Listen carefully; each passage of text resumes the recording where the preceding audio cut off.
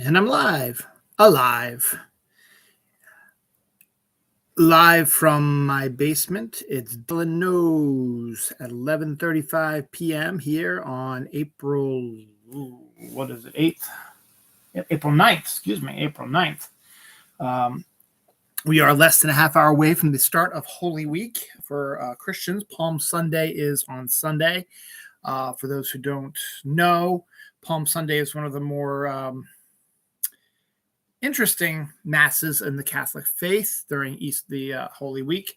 Basically, you spend the majority of the Mass listening to the Passion of the Christ, which is the story of how Jesus came to Jerusalem, what he did the week leading up to his death, how he got betrayed, how he got crucified, and all that fun stuff. And it ends on one of the most coolest and most solemnest and coolest effects in a church service ever, where the lights are down and the drums start, and that's all it is. It's the beginning of Holy Week is drums. They go as the priest leaves and everybody leaves quietly, leaving out the door. It is really cool and really awesome. So that being said, that means that next Sunday is Easter Sunday. So for it being as far away as it can get, it's finally here. It seems like hasn't been as crazy or long a period of time as I thought it would be, but it's finally here. We got one full week ahead of us. My family, besides me, is extraordinarily excited for that because their spring break started today. The kids' last day of school was yesterday, Friday, and my wife is taking off all the spring break with them as well to get herself a little vacation as well. I have to work, but that's okay. I don't mind. And I have off on Good Friday, so I have a 4-day week next week, so that's actually pretty good. And then the funny thing is, after that, the next holiday after that is Memorial Day. So, but that also means we're getting closer to Doctor Strange, and we have a Doctor Strange thing in here. We have some possible news about Thor, Love and Thunder, which has been really secret. The punishment has come down on Will Smith, and it's a little excessive. We'll talk about that later. Another actor is talking retirement. We get a really good Percy Jackson update. Moon Knight episode 2 continues the phenomenal stuff of the show. 2022, much like 2016, has hit hard again in the deaths in a very surprising way. This is the Anton Yelchin death. We'll tell you about that in a second. Coke Pixels finally gets a taste test, but you won't be able to unless you do something special. We get a new cast. We get some new Kit Kats. We've got some anniversaries. We've got some reboots. We've got world records. We've got a change in how I thought about a certain show. We get a return. We get some new announcements stuff and some days. So it was a pretty interesting week this week. A lot of rain this week here in the mid-Atlantic. We got a ton of rain, and I think we're going to be rained out here, but not rained out, but we could be in looks for more of it. Right now, no rain is forecast until Tuesday. We got a 54-degree day tomorrow, 64-degree Monday, 72 on Tuesday. Holy freaking crap, 79 degrees on Wednesday. That's almost 80. That's shorts weather. 75 on Thursday. Good Friday is 66. Easter Saturday is 63. Easter Sunday is a chilly but normal temperature of 57. And Monday drops us back down. Easter Monday drops us down to 52 degrees. So that, holy crap, 79 degrees there. That's not really mid-April. That's more mid-May, to be honest, but whatever. This is Maryland, so what do you expect? So we got that going on. Opening day for baseball was this week. And as always, the Baltimore Orioles are in year 1 million on their rebuild, and they have started 0-2 of the season as expected. So whatever. I'm trying Coca-Cola with coffee. I've tried the coffee version, the caramel version, vanilla version. Those were the three that came out with. Then they came out with a mocha version. Hadn't tried it before. Tried today. Not the biggest fan of it. I like Yoo-hoo. but a chocolatey Coke flavor just doesn't do it for me. I'll finish it obviously, but I probably won't get it again. I'll just stick with my vanilla and caramel, and periodically maybe pick one of these up, or one like I pick up the dark coffee one also. So we'll see. So yeah, so we got some good stuff coming here. So first up, we're going to drop the new and exciting Percy Jackson news. Now, Percy Jackson was lined up to be like the American Harry Potter. It was, instead of magic, it was focusing on mythology. Rick Riordan wrote a number of books in the Percy Jackson series. I think there's a total of, like, every series was like 5 or 6 books. So it was like he's written like 15 books, maybe even more than that, with the character Percy Jackson. And it's fairly popular. I mean, kids, who've read Harry Potter, after they finish Harry Potter, like, what else can I read that is like Harry Potter? And most families go to Rick Riordan's Percy Jackson series. There was 2 movies that came out about, I don't know, maybe 5-10 years ago, that were crap. Which was surprisingly, because the Percy Jackson the Lightning Thief was directed by Chris Columbus, who directed the first 2 Harry Potter movies, and you thought he would be able to do that. But unfortunately, I think the casting agents overthrew him, and they cast teenagers, like really, really older teenagers, in the roles, whereas the characters in Percy Jackson are very much like the ones in Harry Potter. Now, in Harry Potter, they turn 11 when they get their letter from Hogwarts. Here, when you're 12, that's when you get your, if you're a demigod, that's when your powers appear. And that's what it is. Percy Jackson is the son of Poseidon, so he's got water powers and stuff like that. It's a really cool series, so you should check it out. So the movies were pretty crappy, and the fans were upset about it. So Disney Plus, eventually, once it came around, they decided, what can we create content for our new Disney Plus? And one of the things they saw was Percy Jackson. And I think Disney Books is the company that publishes the Percy Jackson stuff. So they went to Rick Riordan, and Rick Riordan might have gone to them, and he might have pitched the Percy Jackson TV series, and they bought it. And Rick Riordan and his wife are fully invested in it. They are producers. They are in on the casting decisions, the script writing, and making sure that everything is done properly. They've been the connections with Disney Plus. It's been a long, laborious process, and people are getting a little antsy about it. But Rick Riordan dropped some knowledge bombs on us this week, which is a good sign that we will probably see the Percy Jackson series, the first season, in 2023, next year. The reason why I say that is because we learned through a blog posting by Rick Riordan that they are filming the movie in Vancouver, British Columbia. Been there, beautiful place. It's where the X-Files was filmed. It can be used for a lot of different locations if need be. And they're also utilizing the Mandalorian style sort of filmmaking, where they go on set, but they also sort of do a green screen around it also, and they incorporate the set live on set to the computer generated stuff, and so they can generate whatever they want. But it's still in an outdoor area, so it's not done indoors, it's done outdoors. So that'll be a really good thing to see how that works out. So it's going to have sort of a similar style to how the Mandalorian and Boba Fett and all those have looked on Disney Plus. They have also announced that they are about a month or so away from revealing the 3 lead actors, and the 3 main characters, a boy, a girl, and a satyr. The casting will be announced. They want to announce the casting of all 3 of the main characters at the same time, which leads me to believe that they have 1, perhaps 2 already cast, but don't want to reveal it to anyone just yet. So, and that means because of that, they're going to start filming this summer, they said. So we're looking at, filming the 8 episodes this summer with the new cast, special effects, editing it all down. If they finish, let's see, they start filming, say, in June. They finish, like, say, in September. That would give them, I would say, roughly, you will probably see it maybe late summer of 2023. So we'll see, but that's a good sign.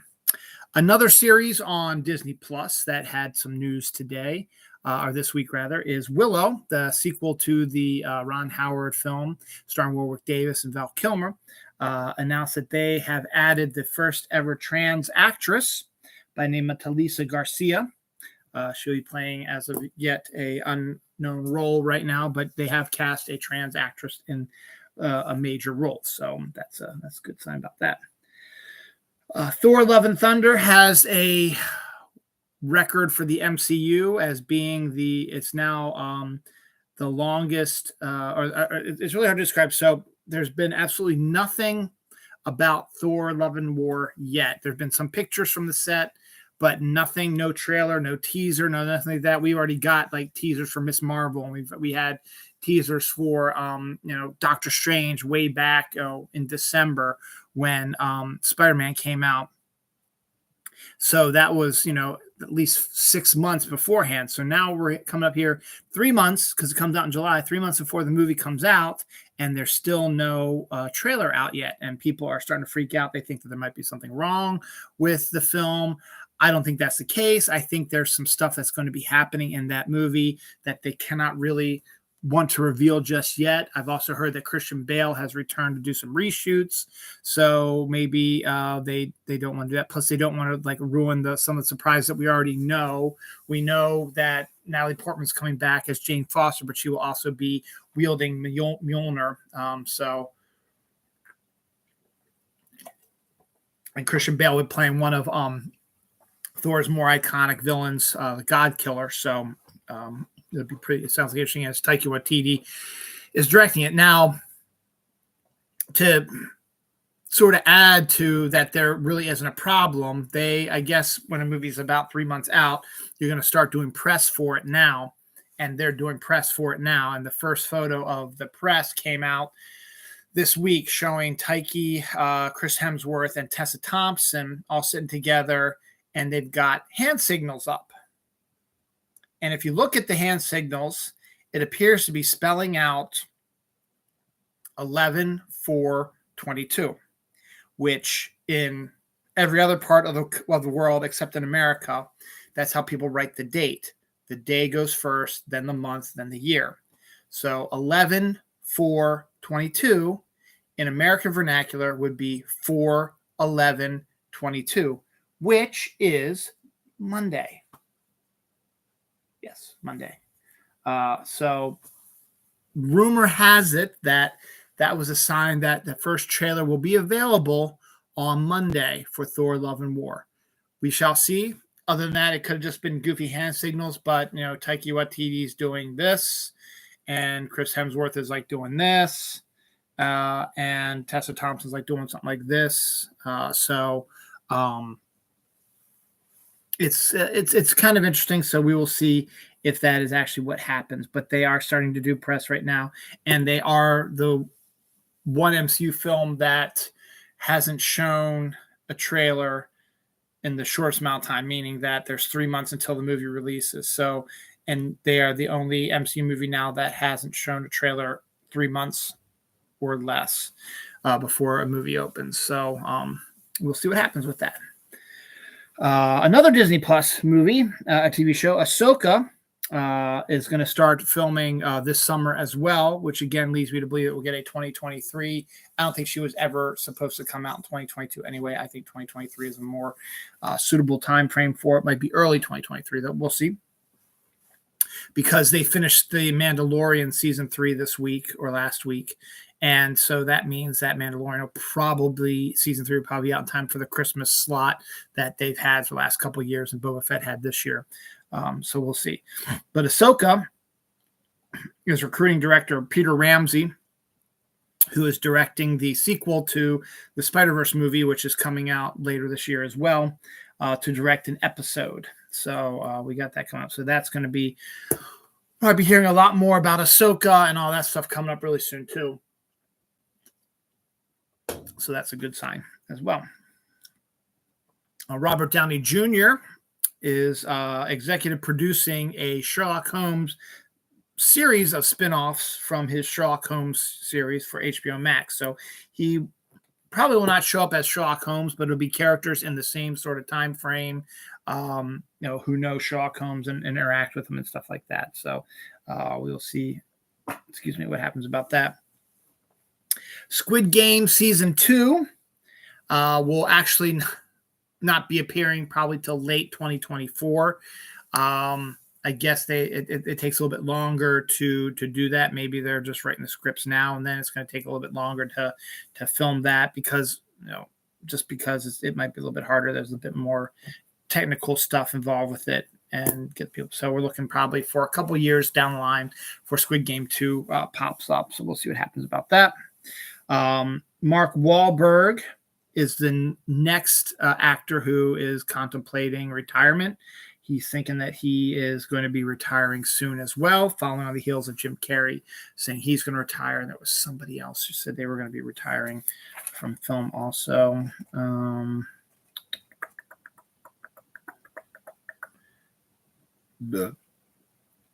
I don't know where it is. So, but there we go. So there's that. The Academy brought down the hammer on Will Smith. He has been banned from all Academy awards and Academy events, stuff like that, for 10 years. Honestly, I think it's a little excessive when it comes to something like that. I'd say maybe a couple of years probably would be more of a thing, but that's just my personal opinion.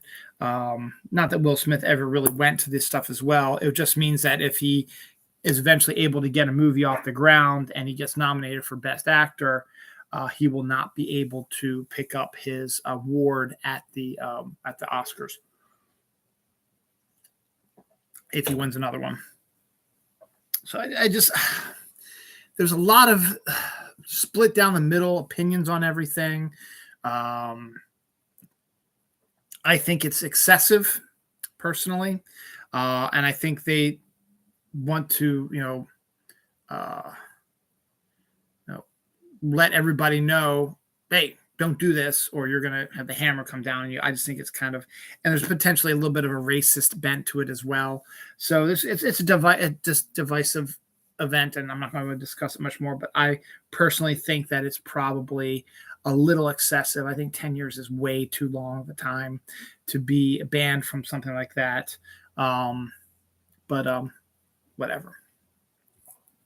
Mark Malloy, who I've never heard of before.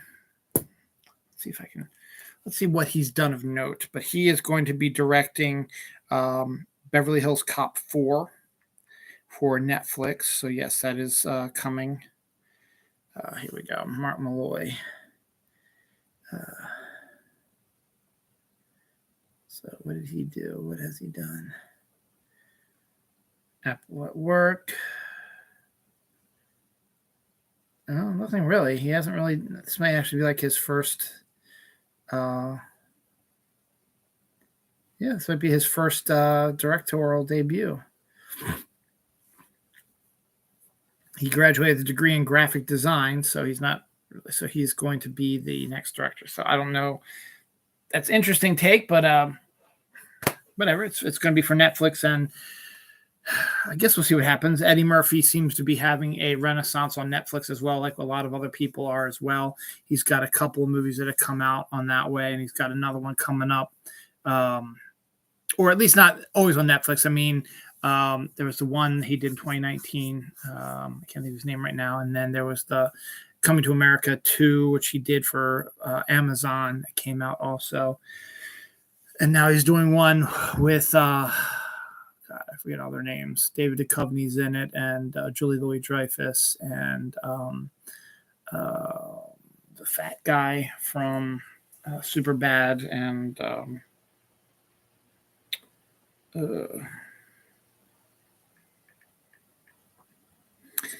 can't think of his name right now. So let's see. Let's go to Eddie's page real quick here.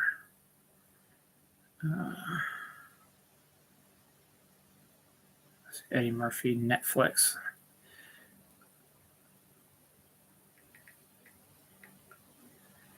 Eddie Murphy, Netflix.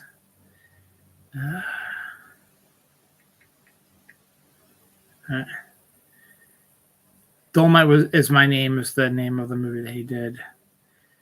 Jonah Hill, that's what it's called. Jonah Hill, the guy. So yeah, so he's got that coming out later this year too. So we'll see what happens. But I've never heard of Mark Malloy, and I guess maybe that's a good thing.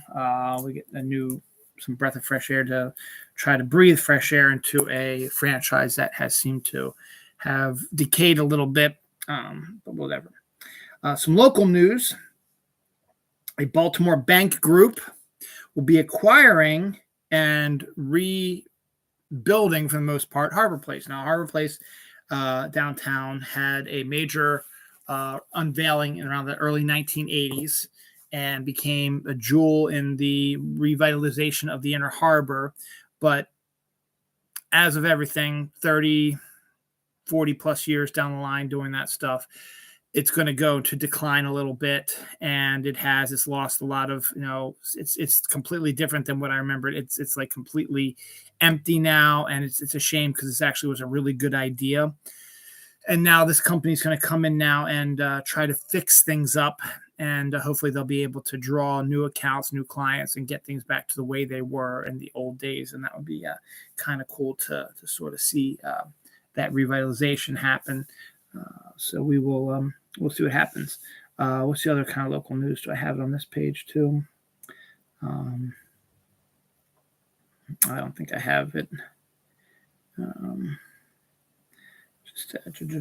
Just checking here real quick to see if it's probably on the last page. Well, we'll get to it in a little bit, but there is another, the 30th anniversary, that's right, 30th anniversary of Camden Yards. The Orioles stadium that was also the crown jewel in the baseball world when it opened in 1992. Opened in 1992 this week, actually, for their opening day. It is still an outstanding stadium, one of the best stadiums in the country, if not the world. Multiple stadiums have paid homage to it and have created new stadiums that are almost identical to the Camden Yards one, but they were the first ones to do it. So they're celebrating the 30th anniversary of it. Baltimore's the Orioles home opener will be on Monday against the Brewers, which is one of my other favorite teams besides the Orioles. I will not be going, but I sort of convinced my wife and kids to go down to opening day because there's still tickets available. That's how bad the Orioles are doing right now for a 3:05 start on Monday. So they'll be doing that. But for the first two homestands, with the exception of opening day, ticket prices will be what they were in 1992. So we're talking like $7-8 for a seat and like $1 for hot dogs. So get down there while you still got a chance and enjoy that. I think there's one other one. Oh,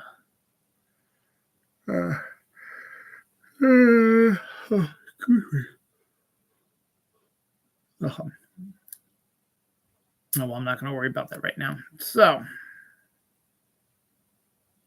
what the hell is that?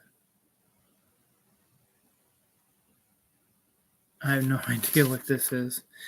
Great. There's always one in the system. Anyway, so the first samples or first reviews, I should say, of Coke's new Pixel flavor soda, which I talked about last week, are out.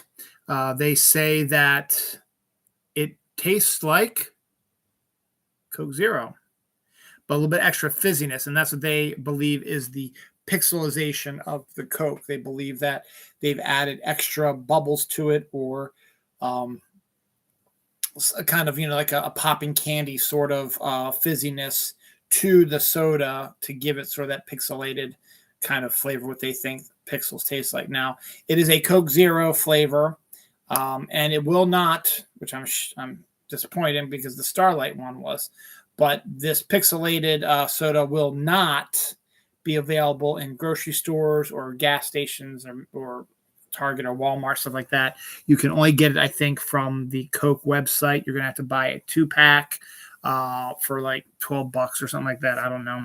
and they'll send it to you, and supplies are limited, blah, blah, blah.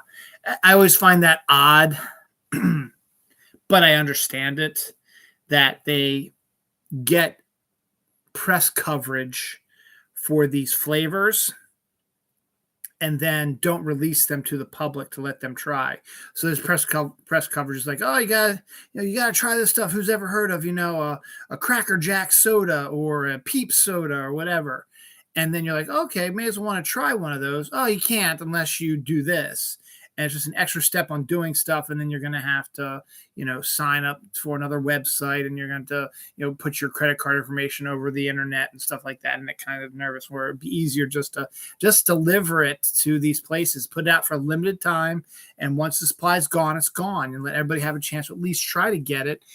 But I get it. I get you wanting to get people to come traffic your site a little bit more, get you more involved with online stuff. But, I was going to try the Coke Pixel stuff, even though I don't like Coke Zero that much, but I wanted to try the Pixel stuff if it was available in grocery stores. But now it's not available. It's like, well, I'm not going to even try it. I'm not going to worry about it.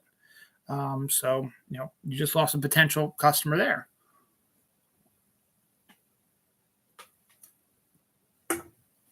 That goes with like the Mountain Dew special flavors that you can only get at certain locations. Again, I understand.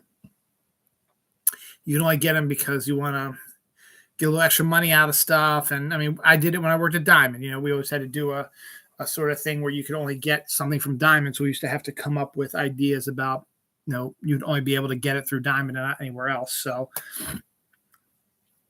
oh, well. But they're kind of disappointed in that. You all remember the fantastic movie from 1985, Back to the Future, with Michael J. Fox and Christopher Lloyd and Leah Thompson and Thomas F. Wilson, and I forget the actor's name. Anyway, the star of that was obviously the DeLorean being used for the time machine. And it was a big joke because DeLorean sort of went under very soon after the movie came out, and it was a futuristic sort of car with the doors that pop up and stuff like that. So it was kind of a cool 1980s thing, and then it just disappeared. Well, DeLorean's coming back, but this time as an electric car. So that is kind of an interesting sort of take on things, which would have been even funnier. It wouldn't have been funny, but they wouldn't be able to really do anything if they had an electric DeLorean in the Old West in the Back to the Future 3. So we'll see what happens. So yeah, that did that too. Pink Floyd, we all know Pink Floyd, The Wall, Comfortably Numb, all that types of stuff like that. Wish You Were Here, anybody out there, stuff like that. They are a iconic band, and they last performed together, new music, almost 30 years ago, which would make it around 1992 being their last time for doing music until now. Pink Floyd announced this week that they will be coming back together to create a benefit song for Ukraine relief. So Pink Floyd will be producing a new song, as that includes the entire band of Pink Floyd. I'm sure I never heard that they split up. They probably just stopped doing new music and probably were just touring a lot, or they just chilled. I don't know, but they are coming back into the studio. They're going to make a record, a song for Ukraine relief. All the money that goes that they sell for it is going to go to Ukraine relief. They're expecting it to be a big seller because it's Pink Floyd. They haven't had new music for 30 plus years. A whole new generation has experienced The Wall and Comfortably Numb, stuff like that. Now they're going to get a chance to experience their first real Pink Floyd live music stuff. The Beatles sort of did something similar in, I guess, the late 80s, early 90s as well, when they discovered some studio tapes that never got onto albums. And at the time, the remaining Beatles were George, Ringo, and Paul. They decided that they were going to sing the song and used John's singing on the master tapes and combine it together for first new Beatles music in years. And they released, I think, 2 songs from that. And I think they even threw Julian Lennon in there a little bit to help out too. And they got some new album music stuff for a new generation of Beatles fans. So it's sort of like what Pink Floyd is doing here. So it's kind of interesting that they're doing something like that. So good on that. Married with Children celebrated its 35th anniversary of its first episode being shown. Married with Children was one of those shows that put Fox at the time in the 1980s. It was, I make that 1987 put Fox on the map along with The Simpsons. They were the one that put and the NFL also, as all 3 of those combined put Fox networks on the Fox network on the map, and it became the powerhouse that it is now. But Married with Children was done dirty. They lasted about 10 years, I think. They did 10 seasons, something like that. And they were not given the chance to do a series finale because Fox was still playing with them, saying that they hadn't decided if they were going to renew them or not. And so the crew and the writing staff and the actors were sort of in this limbo, and they couldn't do a series finale in case they got renewed for another season. So they just sort of did a generic season finale episode, thinking they were going to be able to come back maybe for one more year and finish it up in style. And Fox is like, nope, not going to let you do it. And they've never allowed them to do a reunion movie since. And it's a shame because the actors, Ed O'Neill, oh God, I forget who played Peggy. It's like a tip of my tongue. Christina Applegate, David Faustino. God damn it. This is killing me because I read her biography. I hate my mind is all messed up like this.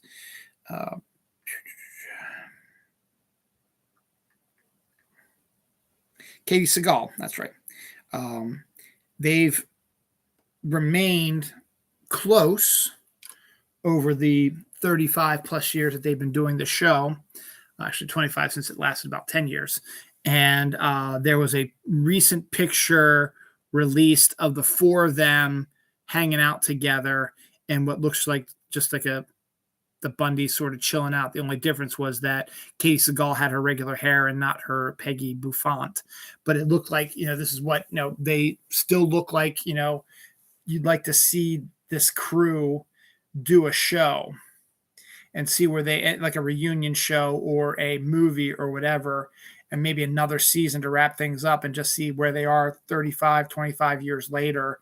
And it would be really kind of a great idea. And these actors look like they would be game for it in a second, I think. I mean, obviously they've all been employed in various pieces here and there, but the fact that this picture surfaced not too long ago and was not taken not too long ago shows that they're still hanging out together and they still like being together. And it's always great to see that when casts have been together for a long time and they still find a lot of love and respect for each other. Another good example is Will Wheaton and Gates McFadden, who played Wesley Crusher's mother on the Star Trek Next Generation. He still calls her his space mom and always, sends her birthday greetings, cards probably, and she always sends cards to him and his wife for their birthdays, and they probably get together for dinners here and there. And he did a selfie of them, him and his wife and Gates together, celebrating something or whatever. And so it's always great to see that they're still, kind of love and honor and respect for cast members who enjoyed spending time together. So I wish they would do something like that. But it was definitely a show before its time and definitely did put Fox on the map, say that this network is not going to be like your typical networks, and had them have to up their games a little bit. And yeah, it was good. So good on that. I already talked about that, so I can check that off. Boom. The first pics of the AMC Interview with a Vampire series showed up online. Didn't really show much. It looks like they got the characters down pat. So we'll see what happens with that. So AMC is becoming the Anne Rice network. They're doing Interview with a Vampire. They're doing that, the Witches show, stuff like that. So, but yeah, why not? Lock and Key, the Netflix series, horror series based on the comic book, written by Stephen King's son, Joe Hill, is getting one more season. Season 3 will be the last season for it on Netflix. So they're going to wrap up everything with that season there. Orphan Black, which came out of nowhere and became a huge hit a few years ago. That's probably 10 years ago, going on 10 years now. Is now coming back for, like what every other show is doing, a sequel series. Original actress Tatiana, whatever her name is, will be back after she finishes her She-Hulk stuff. So we'll see how that goes as well. Apparently they are making a series on, I believe it's Netflix, based on the Matthew McConaughey movie, The Lincoln Lawyer, which is based on a series of books. And it would have been nice to have Matthew McConaughey continue to play the role, but obviously he's too big of a star to do a TV show. So they cast somebody else in the role. But what really drew my attention, because they released the first pictures of it and the trailer, I believe, as well. I didn't really watch it too much, but they showed some pictures of it. What really surprised me is that Neve Campbell of the Scream series and Party of Five has a main role in the show as well. So kind of nice to see her having a little bit of a mini renaissance, much like Andrew Garfield's. Andrew Garfield's obviously was much bigger and stronger than Neve's, but Neve had a big hit with the new Scream movie, and now this potentially could be a big hit for her coming up. Operation Mincemeat is a World War II film from Netflix that stars Colin Farrell. Colin Firth, I'm sorry.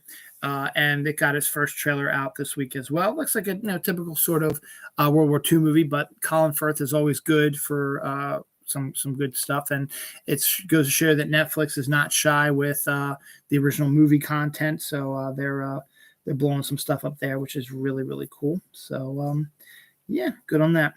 Pen 15's Maya Erskine is going to star with Donald Glover in Amazon's Mr. and Mrs. Smith TV series based on the Brad Pitt, Angelina Jolie movie series about a married couple who are assassins and don't know they're assassins, and then discover that they are assassins, where they have to kill each other, and then they decide to try to kill each other, then they fall back in love, and they take down the hierarchy.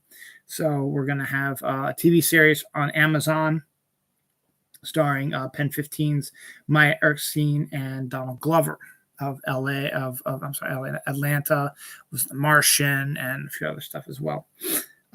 Amazon also, they did a series based on Neil Gaiman's book American Gods, and one of the characters in American Gods is the spider god Anasazi, and Gaiman liked him so much that Gaiman wrote a follow-up book called Anasazi Boys, which was actually really good also. Actually, it's a little bit more, honestly, for me, I thought it was better than American Gods, but that's just me personally. But they are doing a series for that too. And they just brought Whoopi Goldberg into the cast as well for that series. So she was just cast in that too. Damsel is a new action sort of film coming that has just cast. I can't remember my hand right, but it was cast. It has just cast Angela Bassett and Millie Bobby Brown from Stranger Things. So that could be I believe it is just a movie, so that could be interesting. It's going to probably be on a screener, something like that. So that's kind of cool. Charlize Theron, she's one of my top 10, top 15. Anyway, is producing an HBO Max series based on the DC Comics hero Aqualad, who in the comics now is a gay person of color. So I have no problems with that. I think it's cool. But Aqualad is going to be, I believe, if I recall correctly, he is the son of Black Manta. So we'll see what happens. So they are doing an HBO Max show starring Aqualad. Again, they just announced it, so don't expect it till 2024 probably at the earliest, because HBO Max has announced all these DC shows like Green Lantern and Justice League Dark and all this stuff, Zatanna and all these things, and nothing has really come out for them yet. And it's been like 2 years now. Green Lantern's going to be the first and eventually make its way out, but it's currently filming, I think, right now. But it's going to take its time. So it's been announced, and Shirley Stone's producing it, but don't expect to see it till at least 2024 at the earliest. But the way things have been going so far, it's going to be here before you know it, because I can't believe it's already announced Palm Sunday. It's April 10th. We're 3 months and 10 days into 2022, and that's, 30, 60, 31, 28, which is 59, 31. We're 90 days, 90 days into 90 plus 10 would be 100. This is the 100th day of the year. Holy God, I just thought about that. April 10th is the 100th day of 2022. So we're 100 days. We've had our 100 days now. So yeah, 100 days has passed already this year. That's insane to me. Oh, well, anyway, it doesn't matter. I don't even know why I went off on that tangent. What else we got going on that's interesting here? Just real quick, Moon Knight episode 2 continues the excellence of the show. We get a little bit more into Layla's. She makes her first appearance live on screen. We get a little bit more backstory on Ethan Hawke's amazing villain, Arthur Harrow. We get a good look at Mark Spector. We get a good look at some Moon Knight action. We get the first appearance of Mr. Knight. And it's got a definitely intriguing idea where Moon Knight, in his full regular Marvel MCU sort of costume, is run by Mark Spector, and Mr. Knight is run by Stephen Grant, who is the whiny British guy, which is the other personality in his body. And we get a little bit more information about where the story is going with that. So it's outstanding. And we are getting a lot of really cool stuff, a lot of good information. And it was a really good episode, and I highly recommend Moon Knight for you. Dancing with the Stars is moving to Disney Plus. It'll be one of Disney Plus's first shows that they, I guess, brought in from the networks.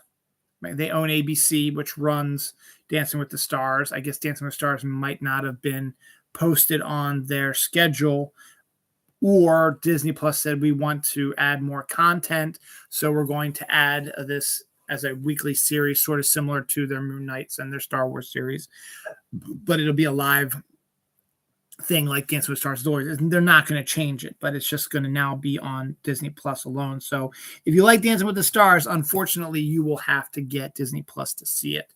Don't know if it'll be re-aired on Hulu, since Disney Plus owns that also, but I don't know. And I don't know if it's going to be commercials either, because, Dancing with the Stars usually has commercials. So there's rumors that they're trying to create a Disney Plus version that's cheaper, but you'll have commercials in your movies and TV shows. Are they going to make this sort of the first, show that's going to do that? Regardless, I'm not going to watch it because I don't watch Dancing with the Stars. But those people who want to watch Dancing with the Stars are going to have to watch the new season only on Disney Plus for now. So, what you going to do?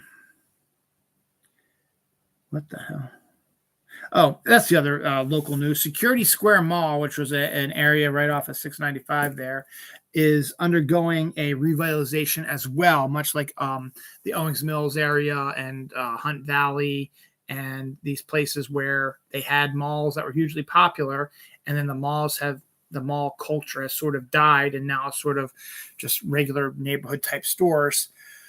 But what goes around comes around, and I'm almost betting that in about 20 years from now, people are going to be like, what if we take these shops that have been, out for so long, that by that point it'd be like 40, 50 years that these shops have been, maybe not for like 40, 50 plus years that these shops have just been out on their own. Let's put them inside a building so people can shop all the time, and call it a mall. So I'm thinking the malls will be coming back eventually. So we'll see what happens with that. But that's other local news I wanted to talk to you about. Michael Bay says he hates his first Transformer movie. Congratulations, Michael. So do I. You're having a breakthrough. The first Transformers movies was dog water garbage, and I'm glad you're seeing how shitty it was. So, yay. Congratulations. The first Captain America comic book sold for $3.1 million at auction this week. It was a obviously perfect condition one, and is, when you hear these types of things, it's what gets people into the comic business, because they believe that every comic that they're going to buy, number one, special cover, stuff like that, special events, deaths, births, whatever, is they buy like 20 copies of them, it's going to be worth millions of dollars in like 20 years. And that's BS, because the way comic books are done now, they have multiple print runs, double, second printings and stuff like that. These comics from the 40s, 50s, and 60s, which have been selling for millions of dollars, were only really available at drugstores, news centers, stuff like that. There were really no comic book stores. There weren't any comic book stores really until Jeppy's Comic World came out in the late 70s, early 80s. And so that's why they are worth as much, because there's not as many out there. But yeah, so comic book, $3.1 million. 2022, as I've been saying over the last 100 days, has been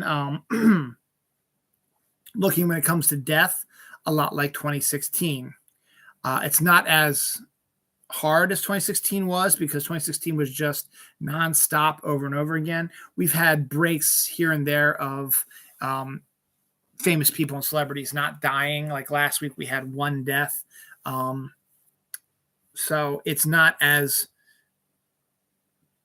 all death is still bad, but it's not as bad as the 2016 Deadpools have been. But here's one. Here's the deaths for this week. But this is the one that gets it back on track to 2016's levels, sort of, are you kidding me sort of things. And this is a really sad story. So back in 2016, Anton Yelchin, who was a 29, 30-year-old actor, maybe in his upper 20s, low 30s, had hit it big with the 3 Star Trek movies, and had done some other stuff as well, and was a fairly a solid actor. Wasn't movie star quality, but he was solid, and you knew that if you cast him in your film, he would give you a hell of a good performance. He died in a car accident at 2016 at a younger age, and we haven't really had a situation like that until literally today. This morning, the news dropped that Ohio State quarterback, who was a standout at Ohio State years ago, was a first-round draft pick for the then Washington Redskins, now Washington Commanders, and Washington football team, made them their first-round draft pick. They were grooming him to be their quarterback for the future, but he just wasn't as good as they thought he would be. But he did decent. He had some times, but it was just enough that they didn't want to. And he had some off the field troubles as well. So they traded him to the Pittsburgh Steelers, who used him as a backup.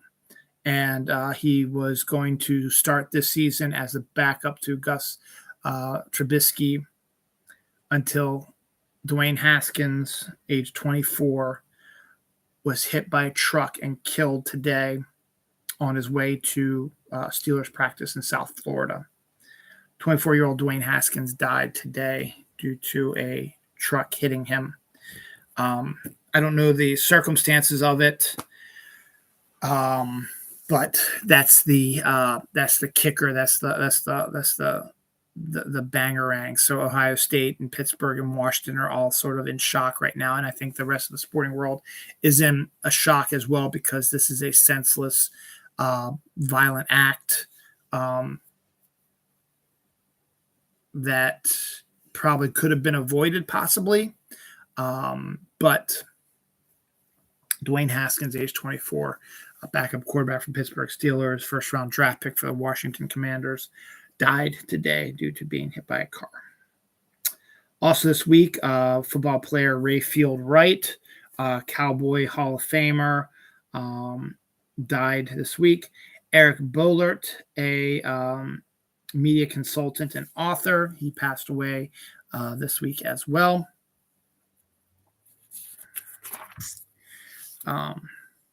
Bobby Rydell, a 1950s and 60s smooth style singer from Philadelphia, died at the age of 79 this week. I think that's it.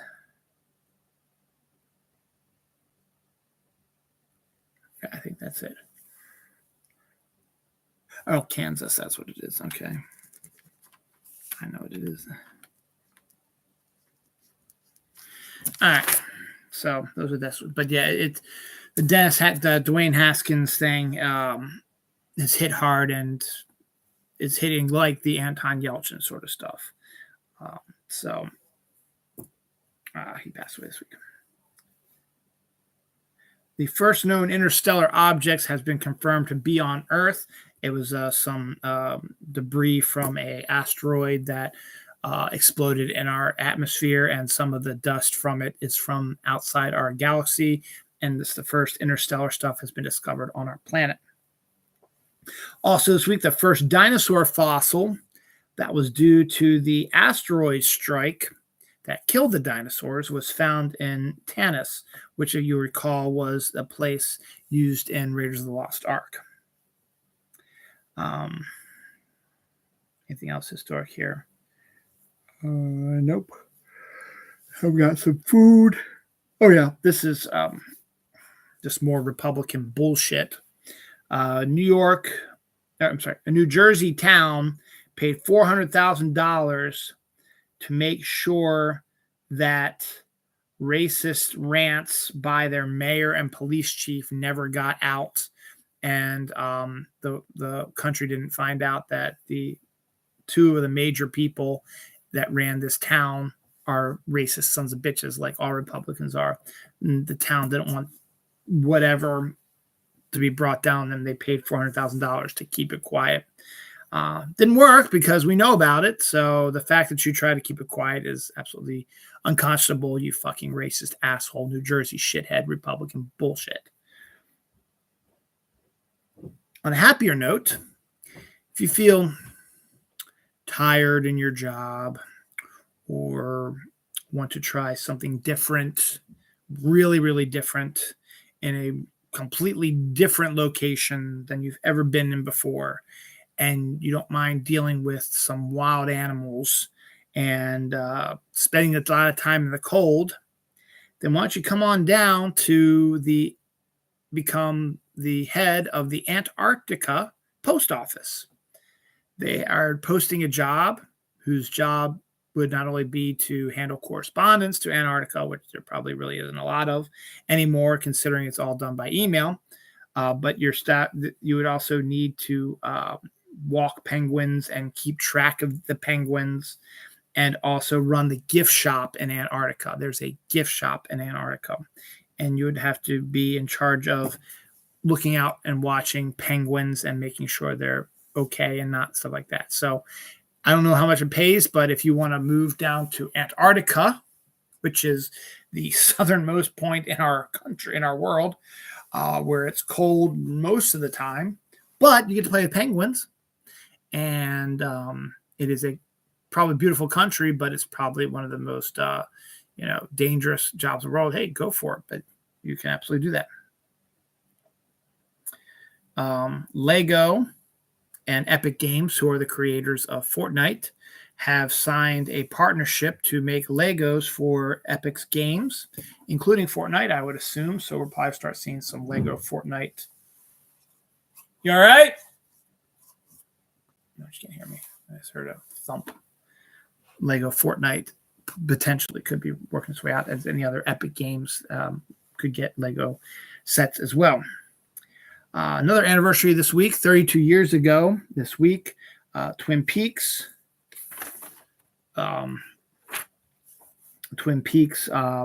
Premiered on television, and so that was good too. Food wise, I got some food stuff here, and then we got one more page to go. Cinnamon Toast Crunch cookie dough is now a thing. I might have mentioned this before, but Cinnamon Toast Crunch is all over the place, and now you can make cookies made out of Cinnamon Toast Crunch that really are basically only snickerdoodles. Speaking of snickerdoodles, Pop-Tart snickerdoodles should be out in stores now. They're not at my store yet, but they seem to, they are ones that you will be able to get at your store. So hopefully you'll be able to see them soon. I'll keep checking because I wouldn't mind trying a snickerdoodle Pop-Tart, but the Cinnamon Toast Crunch cookies sound a lot like snickerdoodles to me anyway. Blueberry Muffin Kit Kats are the new flavor du jour from Kit Kat. They've got a ton of flavors overseas in Tokyo and Japan, but this is the first one that's going to be here in America, blueberry muffin flavored Kit Kat. So I like blueberry muffins and I like chocolate, but combined, I'm not so sure. Nestle Toll House has a syrup that tastes like chocolate chip cookies. I don't know if it's a syrup for ice cream or for pancakes or what, but they do have a syrup that tastes like their chocolate chip cookies. Finally, Cracker Jack has introduced Cracker Jill, which is getting all the, again, misogynistic Republicans, all, why do we have to do this? It's stupid, blah, blah, blah, blah, blah, blah. We hate change. Why do we have to have women and men stuff? Because women are more powerful than your dumbass, you misogynistic pieces of shit. The national championship for college basketball was this week, and I don't really care much, but Kansas beat North Carolina, which is surprising because in the first half of the game, North Carolina was on cruise control. They were up by 40-25, 15 points, I think that is, at halftime. But then Kansas came roaring back and went ahead, but then North Carolina played them tight, and then they ended up losing by like 2 or 3 points. Oh, well, this week we had a couple other advantageous days. April 5th was First Contact Day on Star Trek when we first made contact with aliens. That's not till 2063. So we got a little ways to go, but it is celebrated on April 5th anyway. Wouldn't it be fucking crazy if on actually April 5th, 2063, we actually do have our first contact with aliens? That'd be freaking hilarious if that happened. April 5th is also REM Day. April 5th, 1980 was the first time that they joined together, Mike and Bill and Mike and the guitarist Peter. They all joined together and played together as REM for the first time. April 8th, which was Friday, was Rex Manning Day. For those who've never seen Empire Records, go see Empire Records and you'll understand why we're excited for Rex Manning Day. So that was on Friday. On First Contact Day, Picard, which is in the middle of its second season right now, announced that the third season of the show is a go. It will be their final season of the show, so it's only going to last 3 seasons. And to celebrate in style the ending of the season, they announced on First Contact Day that the season 3 of Picard will contain a Next Generation reunion, and not just for like one episode, but like for the entirety of that season, with the exception of Will Wheaton's Wesley Crusher. He will not be appearing, but Gates McFadden will be there, and Michael Dorn's Worf will be there, and LeVar Burton. Joy LaForge will be there, along with the ones who've already shown up already. Deanna Troi showed up already, and Jonathan Frakes Riker has shown up already, and Data has shown up already.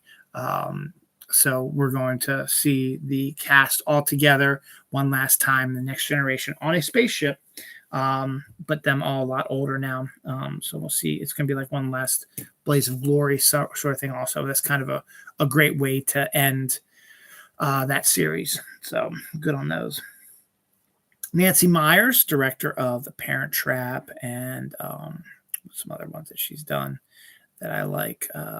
She's written a lot of good stuff, and then she, along with her ex-husband Charles Shire, she did the Father of the Bride movies, but she's gone off on her own. And she's done movies like the one with Steve Martin, Diane Keaton, and Alec Baldwin, and then the one with Jack Nicholson and Diane Keaton, Keanu Reeves.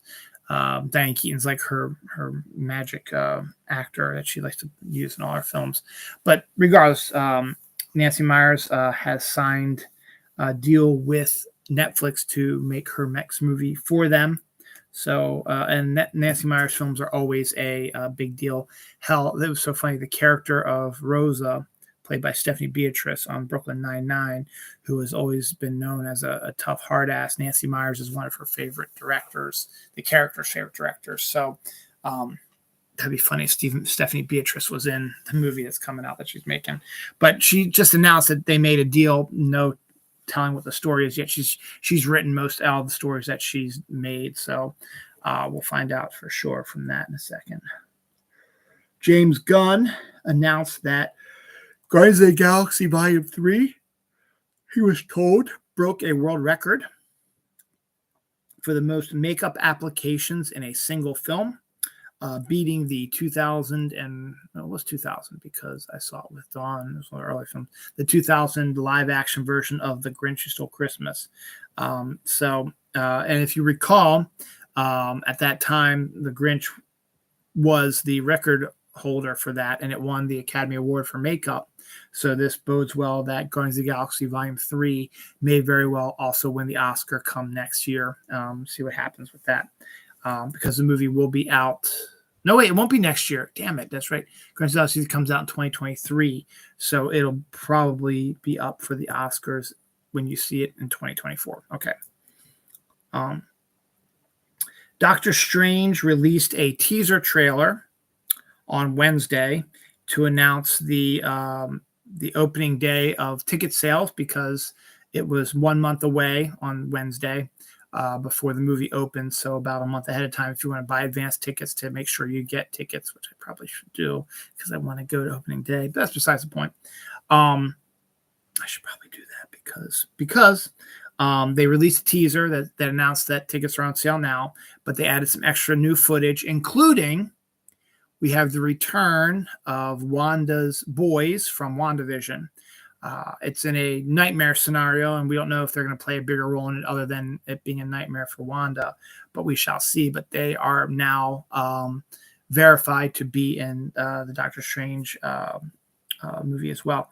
I really need to get my tickets. I'm going to go see it on Friday, May 6th. I really need to go there. So maybe this week sometime I'll go pick up my tickets in advance. The reason I say that now is because in 24 hours, that Wednesday to Thursday, when tickets went on sale, that 24 hours, Doctor Strange, Multiverse of Madness sold more pre-ordered tickets than the Batman did for its entire run. So that's very impressive, because at the time, the Batman had sold a ton of pre-tickets, pre-movie tickets, and made a ton of bank just on those. And Doctor Strange destroyed that record in one day. So that's why I should probably check it out and get it in there. And speaking of Doctor Strange, a couple weeks ago, supposedly the movie was going to be 2 hours, I think 28 minutes long. That was incorrect. It is actually going to be one of the shorter Marvel movies. It is now 2 hours and 6 minutes long. So it means it's going to be very fast paced, I think, with not a lot of filler in it and just a lot of exciting stuff. So we'll see how that goes. But speaking of 2 hours and 28 minutes, just 24 minutes, Jurassic World Domination, or Dominion, I should say, is now going to be the longest movie in the Jurassic Park saga at 2 hours and 24 minutes. So that one's going to be a long one as well.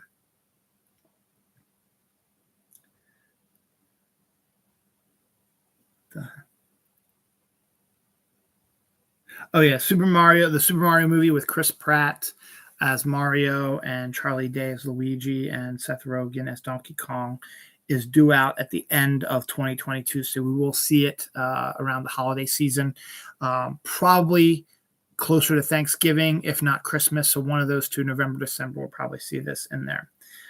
Echo will announce this week that both Kingpin and Daredevil, Charlie Cox Daredevil, will be a part of her show, which makes sense because Echo was first introduced in the Daredevil comics, and makes sense. She's deaf and he's blind, so it would be a good dichotomy there. So she will be appearing in that as well. Gary Oldman is joining the world of TV series, like every other actor seems to be, but using the British idea of just no long-term deals. You do one series, and then if you like it, enjoy it, you can do another one. Then once you're done, whatever. But Gary Oldman is joining Kristen Scott Thomas of Four Weddings and a Funeral, and the what is that one that won some Oscars? A bunch of other high-class movies for a Apple TV series called Old Horses about MI5 spy rejects who join together into a team. So it's going to be totally a British affair. So Gary Oldman will talk in his usual British accent, and should be a lot of fun. That one, Apple TV is one of those I should probably consider getting for streaming as well, because there's a lot of good stuff and a lot of movies coming out on that as well. So that's to be continued. We'll see what happens. What the hell?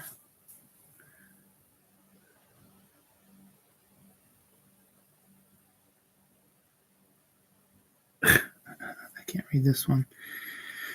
Tchaikovsky's house was destroyed by the Russian army in Ukraine. He's the one who wrote The Nutcracker, I think. But his historic house was destroyed by those terrible Russian a-holes. That's what it is. I know this is now. Stolen Charles Darwin notebooks. A bunch of Charles Darwin's notebooks were stolen from a library, were returned to them, left on the floor of a library in a pink gift bag. So someone decided to return it like that. So that's what that one was. And then go back to says Tchaikovsky, the world-renowned composer, his historic house was destroyed by the shitty Russian army, led by the psychopathic Putin and backed by a bunch of psychopathic Republican traitors in this country. So, yeah, that's great. Last week, I think it's the last story for this week, right? Yep. Nope. Fruit Loops Eggo waffles are coming back. Apparently, they were a big deal a few years ago, but then they went away, and now they're coming back now. Good luck on that, because Eggo waffles seem to be one of the items that grocery stores can't seem to keep in stock. Regardless, whatever. But they're coming in. So this isn't really a mea culpa, because I didn't really get the gist of what the show was about because from the first trailer I saw about it. But Josh Brolin is doing a new show. It's not for Paramount Plus. It's for Hulu or something like that. And a TV show called Outer Range is what it's called. Outer Range. And the original trailer that came out for it made it look like that it was just going to be a Yellowstone copycat. Yellowstone was a show that Kevin Costner led on Paramount Plus that became a huge hit, and is a Western show about a modern day ranch on the cusp of the Yellowstone National Park who has to deal with drug dealers and stuff like that. So it's more of kind of an action sort of thing, but it was filmed on location and stuff like that. So it became a humongous hit. Nobody knew it was going to be a big hit, but it is. It's now within its fourth season, I think, and it's got a couple spin-offs from it, and it's just huge rating-wise. It's doing fantastic. So, of course, obviously, when things are successful, people want to emulate them and do stuff like that. So when this first trailer came out for Outer Range, that came out a couple weeks ago, so Josh Brolin, who plays Thanos, is starring in it. I called it a Yellowstone ripoff because that's exactly what it looked like. Boy, was I wrong, because they released a new trailer this week which clarified some things. Maybe that's what it was about. Maybe when they released the original trailer, they wanted to keep this under wraps. But when they were seeing the people just savaging it, saying it was a Yellowstone copycat repeat like myself, they decided we wanted to kind of keep it secret, but we kind of need to reveal it so they don't think we're copying Yellowstone. And it's still kind of a Yellowstone copy, but they added it was always there, and I think it was something that was going to be a surprise for you to watch it. But if you're not going to try to sell it, nobody's going to see the twist. So you have to kind of reveal somewhat about it to get people's interest up in it. And to be honest, it's piqued my interest. I'm not going to get Paramount Plus or whatever streaming service is going to be used on just to watch this, but it's intrigued me now because they've added a paranormal bent to it now. Apparently this Outer Range is Outer Ranch or Outer Range or whatever is like a hotbed for like UFO sort of stuff. And that's going to become a major part of the story. And so it's not just a sort of a Yellowstone copycat. They're doing sort of a Yellowstone crossed with X-Files. And it's similar to like Skinwalker Ranch sort of thing, which is a really good idea for, I think, a TV series. So they are going to do like a Skinwalker Ranch sort of storyline with all this crazy paranormal activity happening in a ranch out in the West. This could actually be a fairly big hit show. And the fact that they finally revealed this is a testament to the fact that I think they wanted to keep the secret under wraps, but when their trailer got savage, they're like, we got to do it. So they reveal some of it. So you're not going to see all of it, obviously. So you don't know what everything's going to be about, but you know that the conflict within is not going to be with drug dealers and stuff like that, like Yellowstone is. No, this is going to be about the freaking paranormal and the government that wants to try to cover it up or whatever. So kudos to them on that, and we'll see about what's going on with that. So another short show since I did my last show on Monday because of weekend things. Next weekend, or this upcoming weekend, as I said, is Easter weekend. Might be a little bit harder to do stuff, but we'll see.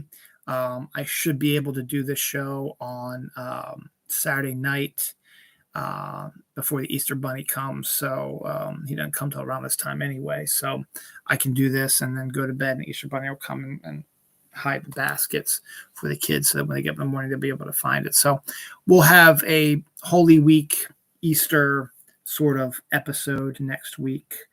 Welcome to Holy Week. It is now Sunday. It's officially Palm Sunday today. So it is the beginning of Holy Week for y'all. We're on the tail end of Lent. Palm Sunday, and then we have Maundy Thursday, which is when the Last Supper was. Good Friday, so I can go back to eating chocolate then. Easter Saturday, when the church is completely shut down, I always love this. It's always kind of cool. Good Friday, there's obviously a massive mass, and there's a massive mass on Palm Sunday today, and there's a massive mass on Maundy Thursday, and there's a massive mass on Good Friday. But then after Good Friday, when Jesus is crucified and dies, they shut down the church for a day, so no one can come to the church. They blow out the candles, nothing. It's completely dark. Nobody can go in on Easter Saturday, and then Easter Sunday is when our new year begins. So he is risen, so on and so forth. So we're getting to that point. As I said, going to be an interesting weather week here in the mid-Atlantic with some close to 80-degree weather on Wednesday. Opening day for the Orioles here. Easter Holy Week has begun.